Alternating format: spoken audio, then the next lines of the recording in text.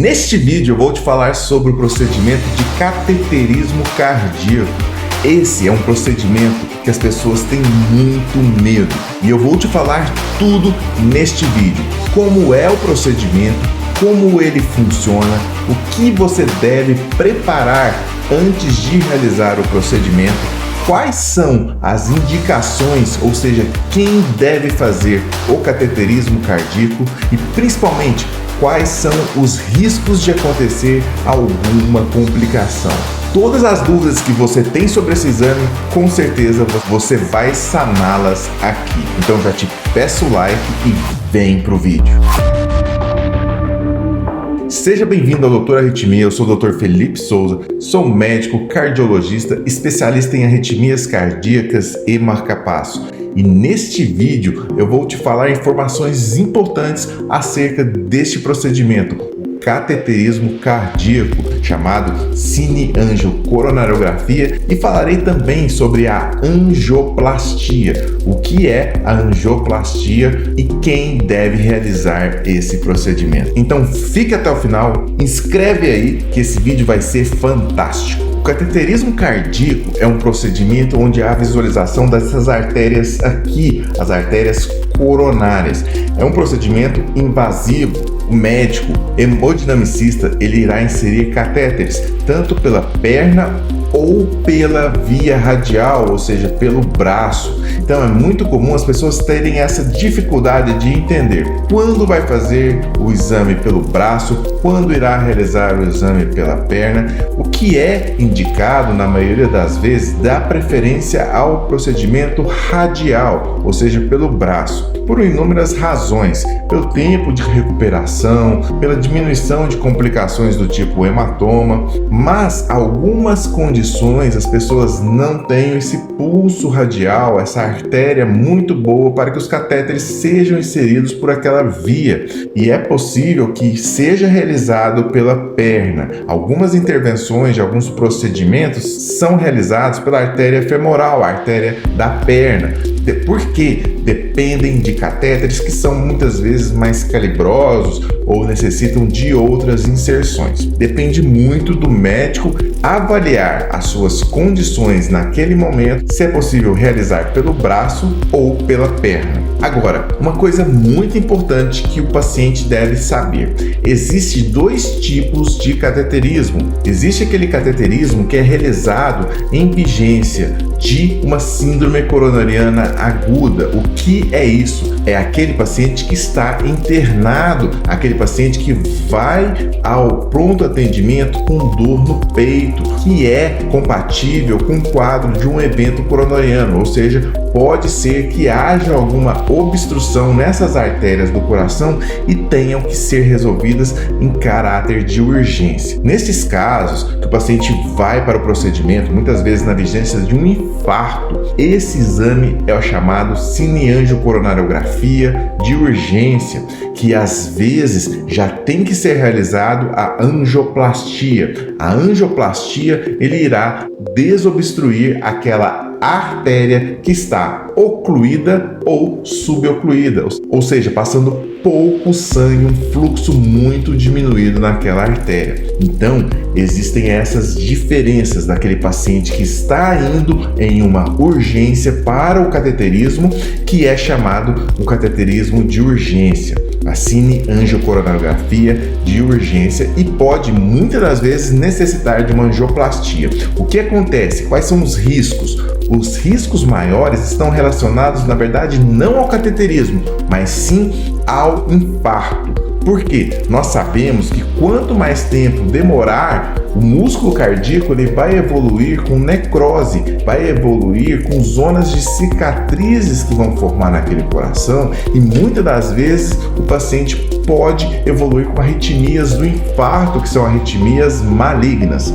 E essas sim levam o paciente a óbito e não estão relacionadas ao cateterismo em si, estão relacionadas ao infarto. Agora, existe o cateterismo que é eletivo, que o médico cardiologista avaliou por algumas condições que o paciente necessita de realizar este exame. Por exemplo, paciente que tem uma dor constante no peito, principalmente ao fazer esforços, ela piora com esforços, a chamada angina. Essa dor é sugestiva que o paciente possa ter uma obstrução, uma suboclusão dessas artérias coronárias. Neste caso, o paciente pode ser submetido, com solicitação, com a avaliação do seu médico cardiologista, ao cateterismo eletivo. O médico irá aguardar o procedimento, o médico irá solicitar o procedimento e o paciente irá procurar o hospital para realizá-lo. Neste caso, os riscos de complicações são mínimos, são menos de 1% de complicações. Estes sim estão relacionados às vezes ao procedimento, que são os riscos mais comuns: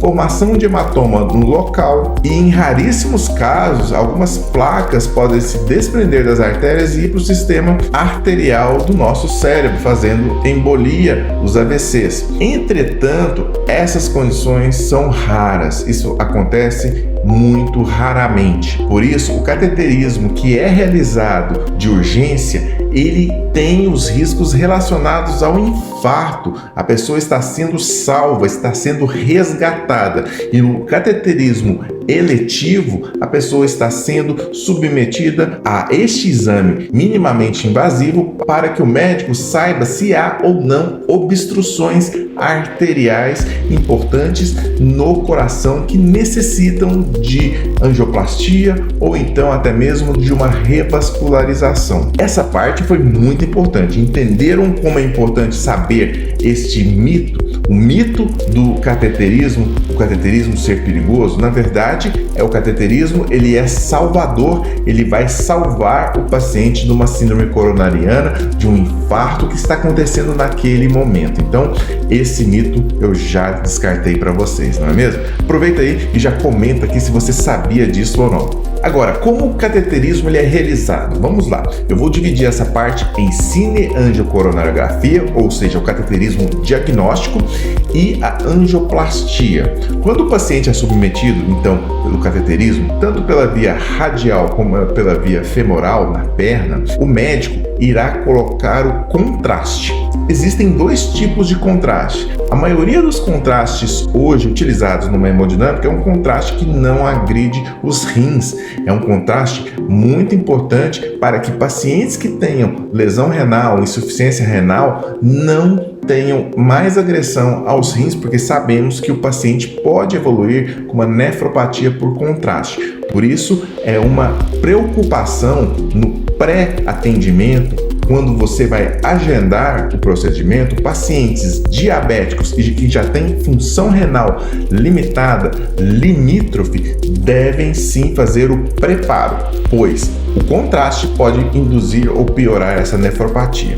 Então, quando é inserido o catéter pela perna ou pela artéria radial, a utilização do contraste vai ser infundido nas artérias coronárias, o contraste, para que veja, a partir dessas imagens que eu estou mostrando para vocês, se há alguma obstrução ou não no coração, se há placas de colesterol no coração que necessitem de intervenção. Aí sim necessitaria de uma angioplastia. A angioplastia, ela pode ser por dois tipos: angioplastia por balão, quando é insuflado apenas o balão, o que é raríssimo de acontecer. Como sabemos, a angioplastia por balão, ela só é para expandir aquela lesão para que se coloque o stent no coração. O stent é esse dispositivo cilíndrico que será inserido no interior da artéria e liberado a partir da insuflação do balão, para que haja uma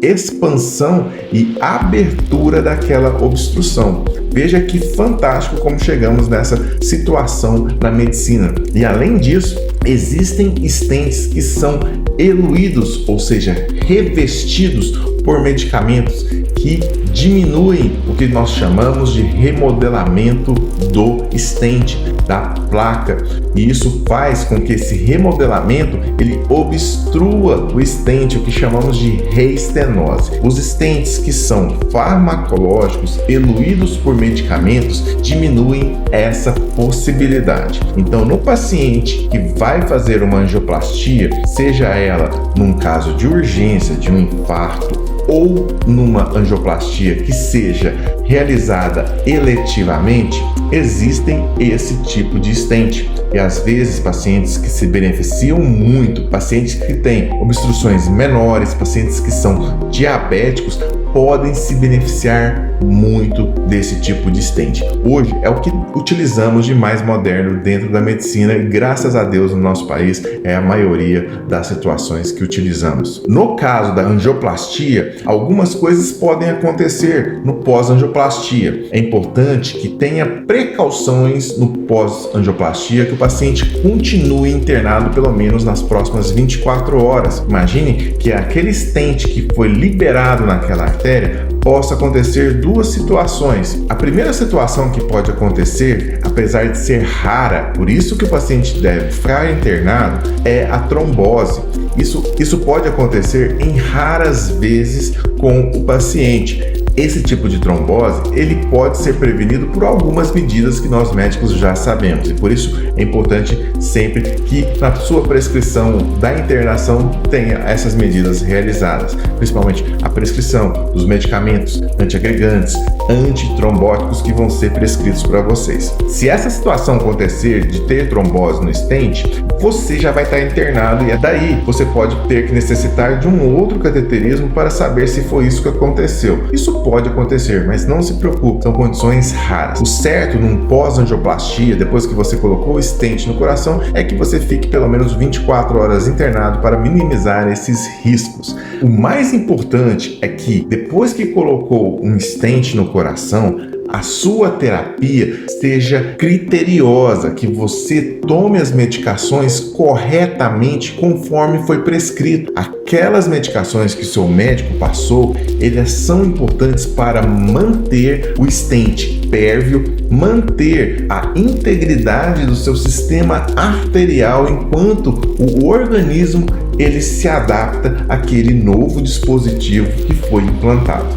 Eu tenho certeza que você conhece alguém que já fez um cateterismo, alguém que infartou, alguém até que faleceu durante um procedimento de cateterismo de urgência. Isso pode acontecer. Nós temos várias histórias, mas isso não tira o mérito de um exame tão importante que salva vidas. O exame do cateterismo e da angioplastia, ele deve ser desmistificado, pois ele ajuda e salva muitas pessoas todo ano, todos os dias. São casos, na minha prática clínica, conseguimos salvar pessoas que estavam com menos de 1% de fluxo numa artéria importante do coração. Por isso, esse vídeo eu quero ajudar você que está com medo de fazer esse procedimento, porque muitas das vezes ele pode salvar a sua vida. Riscos, tudo em medicina tem. O risco de você ficar sem o procedimento, ficar sem angioplastia e o risco de você fazer o procedimento devem ser balanceados pelo seu médico. Acredito que a medicina é uma balança que pesa os riscos e principalmente os benefícios de você realizar um procedimento. Tudo na medicina há um risco e há um benefício.